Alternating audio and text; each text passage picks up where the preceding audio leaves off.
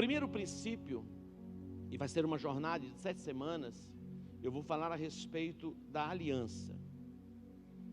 Gênesis é o livro da criação. Gênesis é o livro da criação.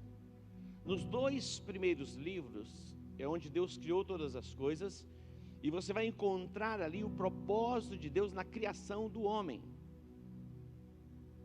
Você sabia que antes que Deus fizesse o homem, Deus fez primeiro a provisão para o homem? Olha que extraordinário.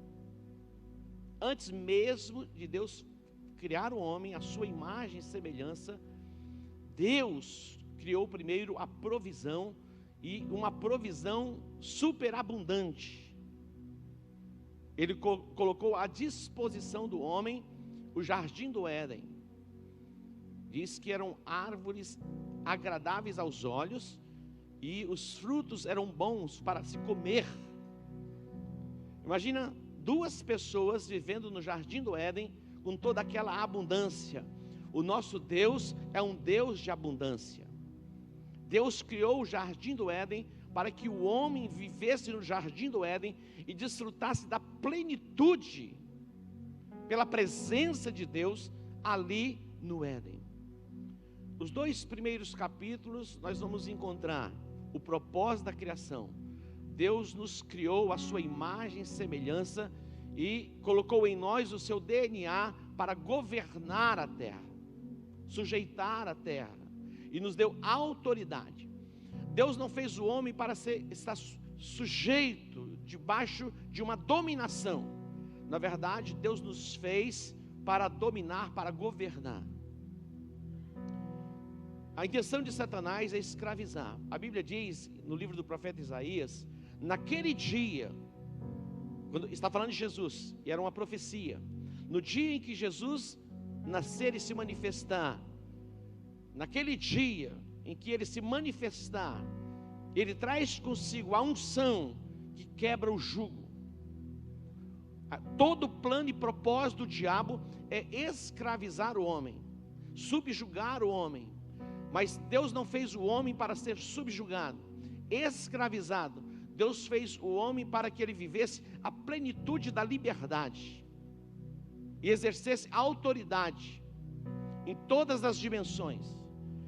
Nós fomos feitos à imagem e à semelhança de Deus no nosso espírito. Então nós vamos encontrar nos 2 primeiros capítulos o propósito da criação, e no 3º capítulo nós vamos encontrar a queda do homem. E quando ele caiu, ele foi separado de Deus. O Éden é este lugar de deleite, onde Deus se revela, onde Deus se manifesta, onde flui toda sorte de paz e de provisão. Algumas pessoas podem ter pensado: apóstolo, é impossível viver nesta dimensão nos nossos dias. Mas quando nós olhamos para a Bíblia, a proposta do Pai em Cristo Jesus é exatamente nos trazer de volta para este lugar. E é possível que em Cristo Jesus possamos ser restituídos na nossa autoridade de governo e de domínio. O salmista Davi diz: aquieta, ó minha alma, cala-te. Ele vai exercer o domínio sobre a sua própria alma. Espera em Deus. Nós somos um ser trino, espírito, alma e corpo. Interessante, porque quando nós olhamos o propósito da criação, Deus estabeleceu o jardim, mas Ele estabeleceu o princípio. Quando nós quebramos um princípio, o princípio nos quebra. Deus colocou o homem no jardim do Éden para lavrar a terra, para cuidar da terra. E Deus colocou no centro do jardim a árvore do conhecimento do bem e do mal. E Deus disse: olha, de todos os frutos, de todas as árvores, vocês podem comer livremente, mas da árvore do conhecimento do bem e do mal, dela vocês não devem comer, porque no dia em que vocês comerem, certamente vocês morrerão. Estabeleceu o princípio. A aliança é uma proposta de termos de volta e voltarmos para este lugar que Deus criou. No capítulo 3, vem a queda. A serpente, o mais astuto de todos os animais, lançou uma semente, despertou Eva no seu olhar, Eu falei na semana passada a respeito da concupiscência dos olhos, onde tudo nasce, da concupiscência da carne e na soberba da vida. A concupiscência onde tudo se desperta. Satanás, ele mostra um mundo encantador fora do princípio da criação. Mas não existe um outro lugar para você viver a plenitude do propósito para o qual você foi criado, longe deste propósito. E a Bíblia diz que Eva olhou para aquela árvore do conhecimento do bem e do mal, e ela viu que ela era agradável, desejável. Ela tomou e comeu e compartilhou com Adão. A serpente diz: olha, nada disso vai acontecer. Deus sabe que no dia que você comer do fruto, você vai se tornar igual a ele. E Eva, ela comeu do fruto. E a Bíblia diz que eles foram separados de Deus. Morte é separação. Morte fala de separação. Adão e Eva foram separados. Eles foram tirados. Eles foram expulsos deste lugar chamado Éden. Éden quer dizer exatamente lugar de deleite, lugar prazeroso, lugar de refrigério, lugar de paz, lugar de provisão plena. A Bíblia diz que no dia em que Adão e Eva eles pecaram, eles foram separados de Deus, foram distanciados de Deus, e nasceu na terra os espinhos e os abrolhos. Os espinhos e os abrolhos, aquilo que veio para ferir o homem, machucar o homem.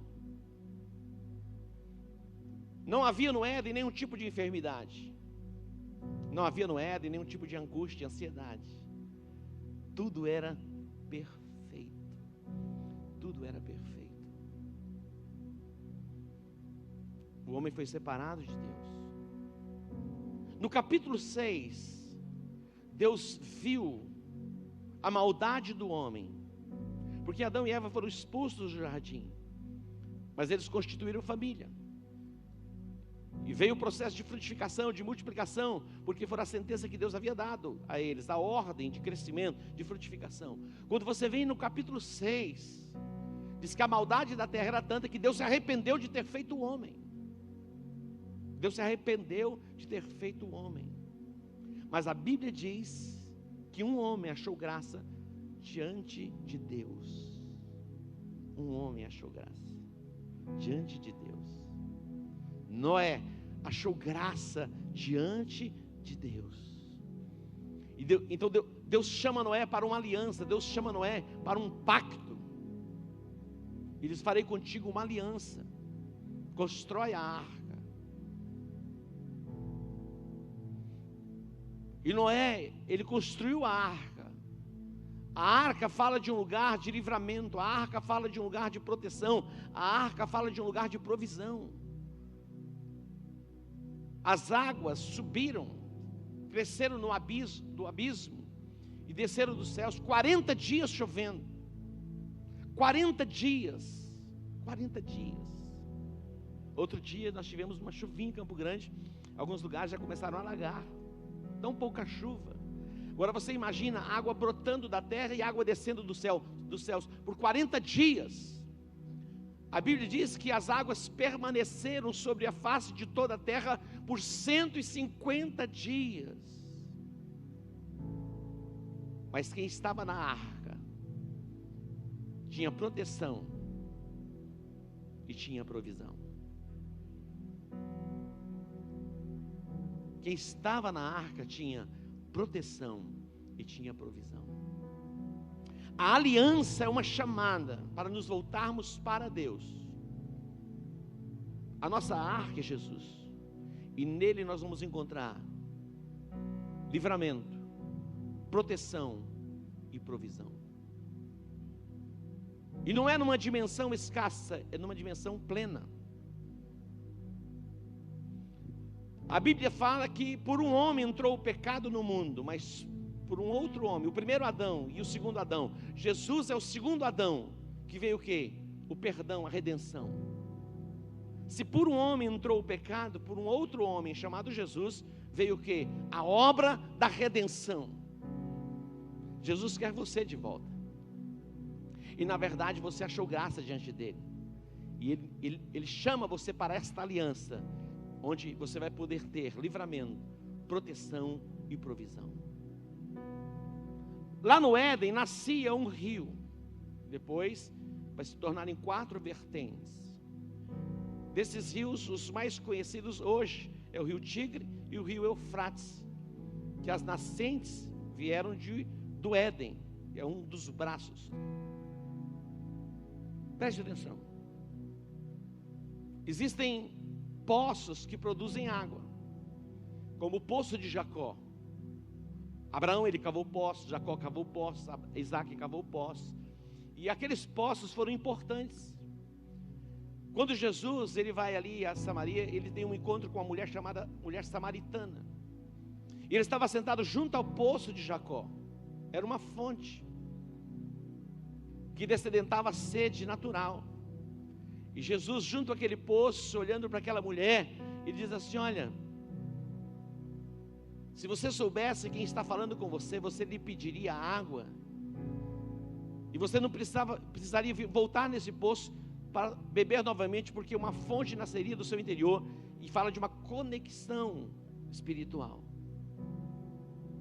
Aquele poço, ele disse: olha, se você beber dessa água, a água desse poço, você vai tornar a ter sede. Mas se você beber da água que eu lhe der, nunca mais você terá sede. Existem cisternas.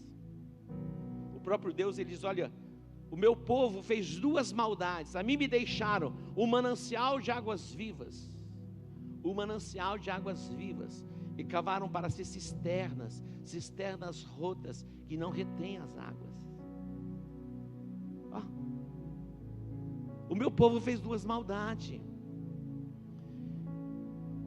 Você pode fazer uma escolha hoje. Estar completamente conectado a esta fonte poderosa, que vai regar o seu jardim, e vai fazer com que você produza frutos em abundância, para alimentar as nações da terra. Jesus, ele está em Jerusalém, e havia ali um tanque chamado Tanque de Betesda. Junto ao Tanque de Betesda havia ali uma multidão de pessoas enfermas. Uma multidão de pessoas enfermas. Coxos, paralíticos, cegos. Toda espécie de pessoas deformadas e enfermas estavam aonde? Junto ao Tanque de Betesda. Um tanque. Disse que de tempo em tempo descia um anjo e agitava as águas, e o primeiro que entrasse ali era curado de todas as enfermidades. E ali estava um paralítico, por anos e anos e anos, esperando mover das águas. Mas quem chega ali? A fonte. Quem é a fonte? Jesus. Jesus chegou para ele e disse: você quer ser curado? Aonde ele estava buscando a sua cura? No Tanque de Betesda. Aonde você tem buscado a satisfação da sua alma? Algumas pessoas se refugiam num bar no final da tarde. Outras vão para a internet, se expondo os seus olhos à pornografia. Outros buscam dessedentar a sede nas drogas, no álcool, seja lá o que for, no sexo. Nada disso, absolutamente nada disso, vai poder fazer de você uma pessoa plena. Tem uma canção que diz: o meu orgulho me tirou do jardim. O meu orgulho me tirou do jardim, mas a tua humildade, falando de Jesus, colocou jardim em mim. O meu orgulho, presta atenção. Tem um rio que está dentro da sua casa. A sua esposa, o seu esposo é um rio. Algumas pessoas, por causa do orgulho, não se curvam, não se rendem para desfrutar do rio, e vão buscar aonde? Em cisternas, ou no Tanque de Betesda, ver o agitar das águas, para que sejam satisfeitas nas suas almas. Jesus, ele vai à festa chamada Festa de Tabernáculos, uma das festas mais importantes em Israel. Era o auge. Ele não vem no princípio da festa, ele já vem do meio para frente. E Jesus, ele está observando, sabe por quê? Porque a festa é assim: o primeiro dia, o segundo dia, depois vai aquecendo, e chega o auge. O ápice da festa é o último dia. É o último dia. E Jesus está ali naquele cenário, olhando as pessoas, e ele tem a sua percepção espiritual, e ele percebe, mesmo sendo um tempo de festa, propício para a celebração, as pessoas não estavam plenas. Porque festa é bom, mas mesmo assim, muitas festas não pode fazer de nós pessoas plenas. E é bom fazer festa. E Jesus entra naquele cenário, e ele se levanta em meio ao povo, diz: ei, se alguém aí tem sede, como diz as Escrituras, se alguém aí tem sede, vem a mim e beba. Como diz as Escrituras, um rio de águas vivas vai fluir do seu interior. Olha a proposta. É você que vai. Aonde você tem ido? Aonde você tem buscado? Tem uma fonte. Pessoas, elas podem corresponder à nossa expectativa por um tempo. Pessoas, elas se capacitam, elas se preparam para corresponder a expectativas. Pessoas, elas se preparam, se capacitam para ministrar cura. Você vai a um médico, você é correspondido na sua expectativa. E muitas vezes o médico tem a resposta, mas existem alguns momentos que o médico não tem resposta. Mas eu quero dizer para você, Jesus sempre tem resposta. E você pode até pensar assim, mas de vez em quando ele atrasa. Ele nunca atrasa. Mas por que então ele chegou no quarto dia ali, depois que Lázaro havia morrido? Ele chegou no tempo certo, para glorificar, para exaltar o nome de Deus. E Deus está chegando na hora certa na sua vida. Deus está chegando na hora certa. Gabriela, a nora do Heloísa Rosa, ela escreveu uma canção muito linda, e eu coloquei essa canção aqui. Eu quero que você veja esta letra desta canção, que coisa extraordinária. Olha o que ela diz na canção. Olha que extraordinário. Há um lugar de descanso em ti, há um lugar de refrigério em ti, há um lugar onde a verdade reina. E ela diz: este lugar é no Senhor. Há um lugar onde as pessoas não me influenciam, há um lugar onde eu ouço o teu Espírito, há um lugar de vitória em meio à guerra. Esse lugar é no Senhor.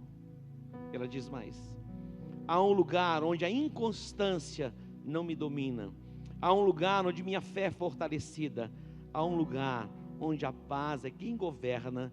Esse lugar é no Senhor. Você pode dar um aplauso a Ele? Existe um lugar. A grande questão é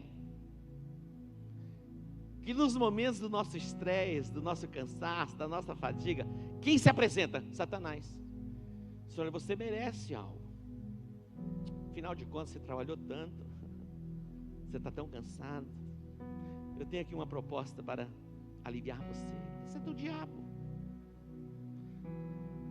Lógico que você pode e deve ter o seu tempo de lazer, de recreação, um momento seu, isso é importante. Você pode fazer o seu piquenique, pode. Você pode pescar, você pode ir ao cinema, você pode passear no shopping, no jardim limpo, tudo isso pode. Mas a plenitude mesmo da nossa vida está numa pessoa, e esta pessoa se chama Jesus. Jesus dizia assim: ei, você está cansado, você está sobrecarregado, vinde a mim todos os que estão cansados, sobrecarregados, e eu vos aliviarei. Vinde a mim todos vocês que estão cansados, sobrecarregados, e eu vos aliviarei. Existe proposta melhor que esta? Existe um rio que flui do Éden. Existe um rio que flui do trono de Deus. A Bíblia fala a respeito do profeta, que ele foi levado a um rio, cujas águas dava aqui nos artelhos. Imagina, águas aqui. E ele andou mais um pouquinho, as águas chegaram aqui. Depois ele anda mais um pouquinho e vai num lugar mais profundo. Depois ele vai num lugar mais profundo, onde tinha que nadar. Crianças ficam aqui, no máximo aqui, com as águas. O rio está aí, disponível. O rio está aí.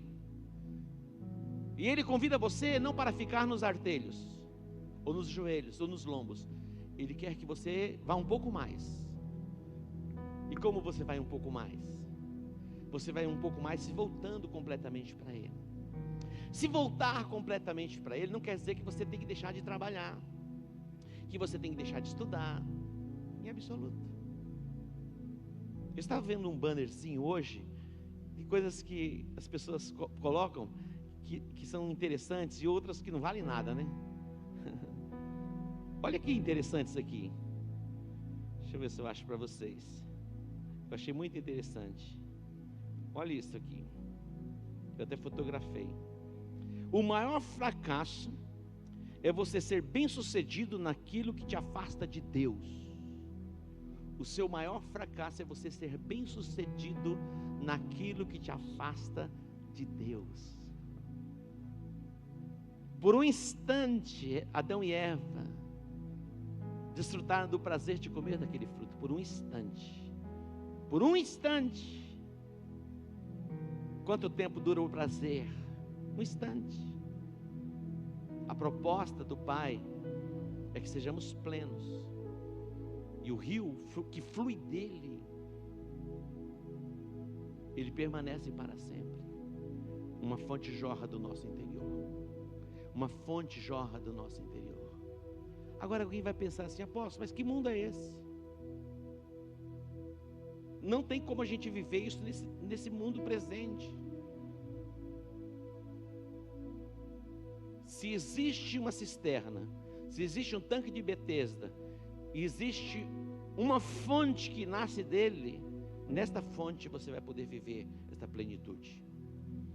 O propósito da aliança proposta pelo Pai é nos ter de volta, para que nele nós possamos ter livramento, proteção e provisão plena.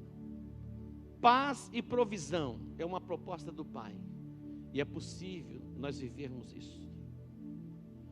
Seja diligente naquilo que você faz, mas jamais negligencie o seu relacionamento com Deus. E deixe de viver os princípios estabelecidos por Ele. Em toda a aliança, você vai encontrar os privilégios, e você vai ter privilégios, mas você vai encontrar princípios. Toda aliança é regida por princípios. A aliança do casamento, ela é regida por princípios. Quando você faz uma aliança com alguém para algum tipo de negócio, ela é regida por princípios. Quando você vai fazer um negócio, muitas vezes estabelece um contrato, ali está registrado os princípios do propósito para qual aquilo está sendo estabelecido. E se alguém quebra, vai o quê? Vai a juízo. A aliança que Deus estabeleceu com o homem era uma proposta de vida plena, mas ela estava estabelecida debaixo de princípios. E quando nós guardamos os princípios, nós desfrutamos da presença plena de Deus nas nossas vidas. A Bíblia diz que Cristo, Ele assumiu o nosso lugar de maldição. Eu vou encerrar aqui. Quando nós encontramos na Bíblia a parábola do filho pródigo, eu vejo ali no filho pródigo a imagem de todas as pessoas, de todos os seres humanos, que se distanciaram da casa do Pai, que se distanciaram desta fonte poderosa de paz e de provisão. Ele foi tomado dos seus sentimentos, a cobiça dos olhos, a cobiça da carne, a soberba da vida. e diz: pai, dá-me a parte da herança que me pertence. Estou cansado desta casa. Isso já não me satisfaz mais. Parece que tudo ficou comum. Mas é a casa do pai.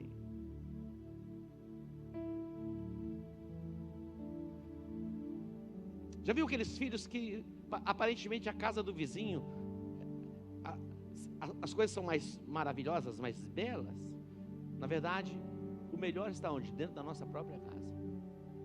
Mas o diabo nos leva a olhar e desperta a nossa percepção para pensarmos que a casa do outro é melhor.